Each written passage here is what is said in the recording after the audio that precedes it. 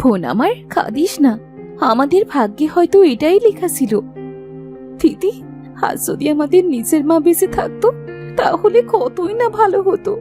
অন্য সবার মতো আমরা দু বোন খেলতে পারতাম, ভালো মন্দ খেতে পারতাম।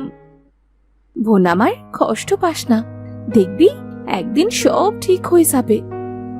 আমার যে খুব খিদে পেয়েছে দিদি। আমাদের সৎমা তো আমাদের ঠিক মতো খেতেই দেয় না, সারা দিন কাজ করায়। এমন সময় তাদের সৎমা নীলিমা আসে সেখানে আর বলে, এই হারামজাদিরা, তোদের এখনো কাপড় কাচা হয়নি? এখনো যদি কাপড় নিয়ে পড়ে থাকিস তাহলে বাকি কাজ কে করবে শুনি? এই তো ছোট মা, আর একটু সময় লাগবে। ওইদিকে আমার মেয়ে ময়না না খেয়ে থাকবে নাকি? হ্যাঁ, এখনো ওনাদের কাপড় ধোয়া হয়নি। এই যে তোরা দু বোন কান খুলে শুনে রাখ, আজ তোদের খাওয়া বন্ধ। এটা বলে নীলিমা সেখান থেকে চলে যায়। তখন মোহনা বলে, এই দিদি, আজ যদি না খেতে পারি তবে তো আমি মরেই যাব। কাঁদিস না বোন, দেখি আমি খাবার জোগাড় করতে পারি কিনা।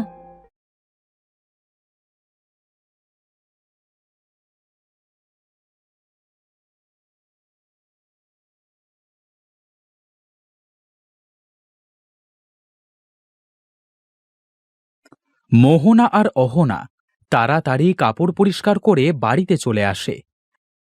নবাবজাদির এখন আসার সময় হলো? মাকে তো খেয়েছে খেয়েছে, এখন আমার জীবনটা শেষ করতে এসেছে। অমন কথা বলো না ছোট মা, আমরা দু বোন তো তোমার সব কাজ করে দেই, তাহলে এখানে কেন মাকে টানছো? মরা মায়ের জন্য কত দরদ। হ্যাঁ, এত দরদ না দেখিয়ে তাড়াতাড়ি রান্না করগে। মেয়েটা আমার এক্ষুনি স্কুল থেকে আসবে, না জানি ওর কত ক্ষুধা পেয়েছে। স্কুল থেকে এসে তো খাবার না পেলে আমার মেয়েটা রেগে যাবে। আমরা এক্ষুনি রান্না করে দিচ্ছি ছোট মা, বোন এসে ঠিক সময়ে খাবার পাবে।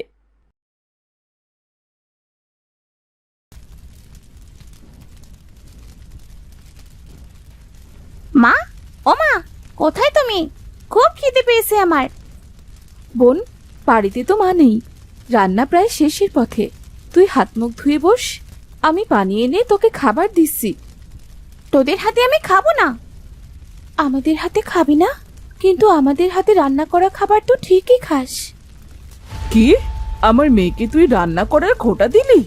বের হ, বের হ বলছি বাড়ি থেকে। মা, আমাদের বাড়ি থেকে বের করে দিও না মা, আমরা কোথায় যাব? তাছাড়া বোনের খুব খিদে পেয়েছে মা।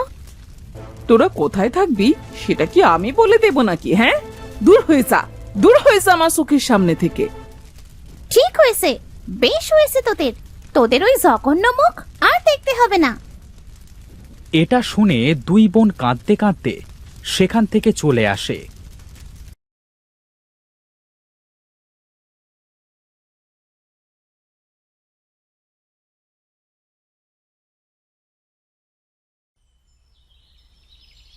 দিদি, আমরা তো সেই কখন থেকে হাঁটছি, মনে হচ্ছে আমরা কোনো বড় জঙ্গলে চলে এসেছি। দিদি, ভয় পাস না বোন, আমি তো আছি তোর পাশে। দিদি, খিদেছে আর হাঁটতে পারছি না দিদি। সেই সকালে দুটো কাঁচা ঝাল আর পান্তা খেয়েছি। আর একটু কষ্ট কর বোন, আমরা এই জঙ্গলটা পেরিয়ে কোনো গ্রাম পাই কিনা দেখি। তুই ঠিক বলেছিস দিদি। আচ্ছা, আমরা তো অনেক সময় ধরে হাঁটছি, কষ্টও হচ্ছে খুব। চল আমরা একটা গাছের নিচে গিয়ে বসি। এই মোহনা, ওই দেখ, একটা ছোট্ট কুঁড়ে ঘর। আরে তাই তো দিদি, এই গভীর জঙ্গলে এই ছোট্ট কুঁড়ে ঘরটায় কে থাকে? চল তো গিয়ে দেখি।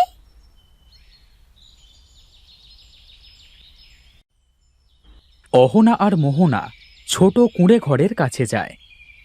দিদি, এই কুঁড়ে ঘরটা কেউ থাকে বলে তো মনে হচ্ছে না দিদি।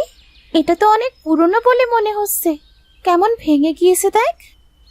এখন তো সন্ধে হতে চলল, আজ বরং আমরা এই ভাঙা কুঁড়ে ঘরেই থাকি। তারা যখনই কুঁড়ে ঘরে ঢুকতে যায় ঠিক তখনই তার পাশে থাকা সোনালী তেঁতুল গাছ কথা বলে ওঠে। এই ঘরে তোমরা ঢুকো না, তোমরা অভিশপ্ত হয়ে যাবে, তখন ডাইনির সব ইচ্ছে পূরণ হয়ে যাবে। কে কে কথা বলছে? পাশে তো কাউকেই দেখছি না। দিদি, আমার কিন্তু খুব ভয় করছে। কে কথা বলছে? ভূত নয় তো? আমি কথা বলছি, ওপর দিকে তাকিয়ে দেখো। ওমা, এই তো দেখছি তেঁতুল গাছ। দেখ বোন, গাছে কি সুন্দর 3টে সোনালী তেঁতুল ধরেছে। আর এই সোনালী তেঁতুলি তোমাদের সাথে কথা বলছে। হ্যাঁ, আমরাই তোমাদের সাথে কথা বলছি। আমরা কোনো তেঁতুল নয় গো মেয়ে, আমরা হলাম পরী। আর এই যে ভাঙা কুড়ে ঘর দেখছো, এটা হলো নাগরাজ আর নাগরানীর ঘর। আমরা পরী পরিবার, ওই ভাঙা কুড়ে ঘর দুটোই অভিশপ্ত। ভাঙা কুড়ে ঘর আর এই তেঁতুল গাছ অভিশপ্ত? নাগরাজ নাগরানী তো অভিশপ্ত নয়। তাই তো, ওরা কেন ওই ভাঙা কুড়ে ঘর থেকে বেরিয়ে আসছে না? এই ঘর থেকে কেউ বেরোতে পারবে না, বের হলেই সে মারা যাবে। আর এই ঘরে কেউ ঢুকলে সে অভিশপ্ত হয়ে যাবে, তাকে এই ভাঙা কুড়ে ঘরেই থাকতে হবে। আমাদের জন্য এই ভাঙা কুড়ে ঘরটাও অভিশপ্ত হয়ে গেল। আহা সোনালি, তোকে না বলেছি এসব কথা কাউকে বলবি না? আর তুমিও না সোনাপরি। আমরা যদি আমাদের অভিশপ্ত জীবনের কথা কাউকে না বলি, তাহলে আমরা মুক্ত হব কেমন করে বাবা? আমাদের কেউ মুক্ত করবে না রে মা। আমরাই তোমাদের অভিশাপ থেকে মুক্ত করব। বলো, কিভাবে তোমাদের আর এই ভাঙা কুড়ে ঘর অভিশাপ থেকে মুক্ত হবে? শোনো, ওই যে নদী দেখছো, ওই নদীর ওপারেই আছে সবুজ পাহাড়। সেই পাহাড়ের চূড়াতে একটি ছোট্ট ঘর আছে। ওখানে একটা ডাইনি থাকে। ওই ডাইনিটিকে মেরে নাগমণি আর আমাদের শক্তির জাদুর কাঠি এনে এই সোনালী তেঁতুল গাছে স্পর্শ করলেই আমরা অভিশাপ মুক্ত হয়ে যাব। আমরা আজই যাব ওই সবুজ পাহাড়ে। দাঁড়াও মেয়ে, ডাইনিকে মারা এত সহজ নয়।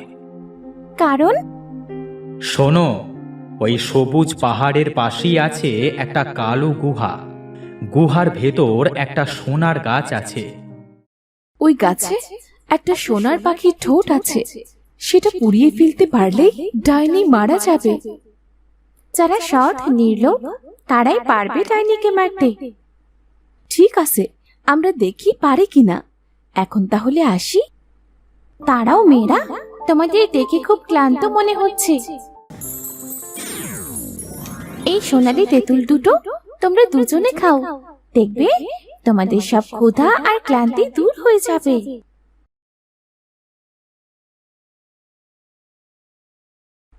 বোন দেখ, সত্যি আমাদের সব ক্ষুধা ক্লান্তি দূর হয়ে গিয়েছে।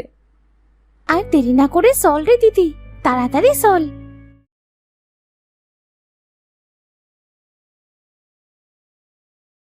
এই বলে অহনা আর মোহনা সোনালী তেঁতুল গাছের কাছ থেকে বিদায় নিয়ে নদীর কাছে চলে আসে।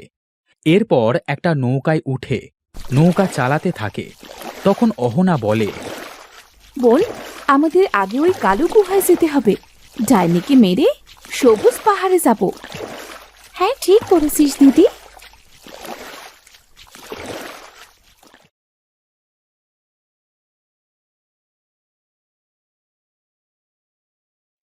তারা নদী পার হয়ে কিছু দূর যেতেই সবুজ পাহাড় দেখতে পায়। সেখানে না গিয়ে তারা কালো গুহায় যায়। কালো গুহার ভেতরে ঢুকতেই তারা সোনার গাছটা দেখতে পায়। কি সুন্দর এই সোনার গাছ! আমার তো খুব ভাল লাগছে রে দিদি। আগে আমাদের এই গাছটা থেকে সোনার পাখির ঠোঁট খুঁজে বার করতে হবে।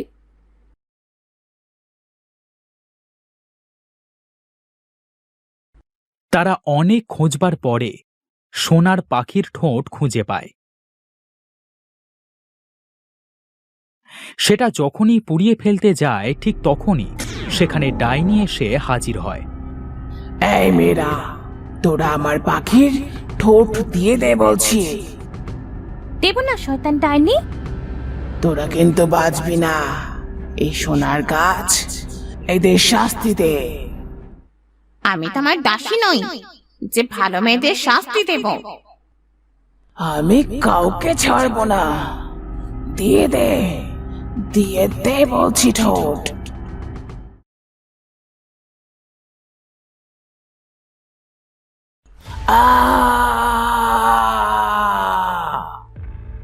ডাইনিটা সেখানেই মারা যায়। তখন সোনার গাছ বলে, তোমাদের অনেক ধন্যবাদ মেয়ে, এই সোনার পাখি ঠোঁটের জন্য এতদিন অনেক কষ্টে ছিলাম আমি। আজ থেকে এইগুলো তোমাদের। তোমরা দুবোন দেখতেও খুব সুন্দর। ধন্যবাদ আপনাকে সোনার গাছ। আমরাও তাহলে আসি।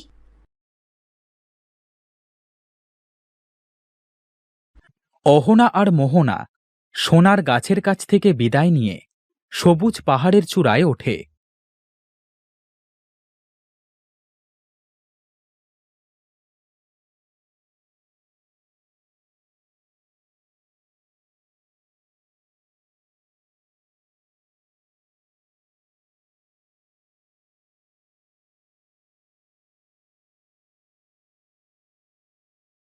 সেখানে থাকা ছোট্ট ঘর থেকে নাগমণি এবং জাদুর কাঠি নিয়ে ভাঙা কুঁড়ে ঘর এবং সোনালী তেঁতুল গাছের কাছে ফিরে আসে।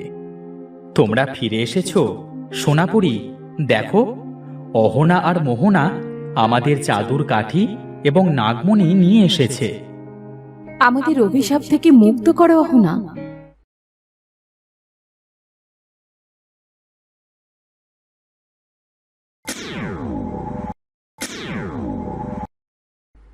দিদি দেখো, পরীরা অভিশাপ মুক্ত হয়ে গিয়েছে।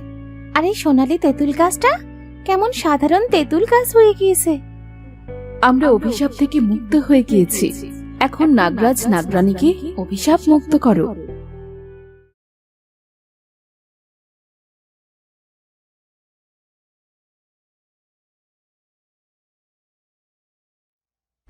নাগরাজ, আমাদের মনে হচ্ছে অভিশাপ মুক্ত হয়ে গিয়েছে। আমরা মানুষ রূপে এসেছি। তাই তো দেখছি।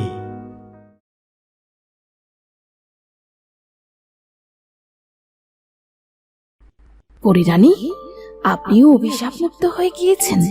কি করলো আমাদের অভিশাপ মুক্ত? ধন্যবাদ মেয়ে তোমাদের। তোমরা এই গভীর জঙ্গলে কি করতে এসেছিলে? আমাদের সৎমা আমাদের বাড়ি থেকে তাড়িয়ে দিয়েছে। আহারে, কত কষ্ট তোমাদের। আজ থেকে তোমরা এই ভাঙা কুড়ে ঘরেই থাকবে। এই কুড়ে ঘর আমি অনেক বড় প্রাসাদ বানিয়ে দিচ্ছি। এই প্রাসাদের ভেতর তোমাদের কিছুর অভাব হবে না।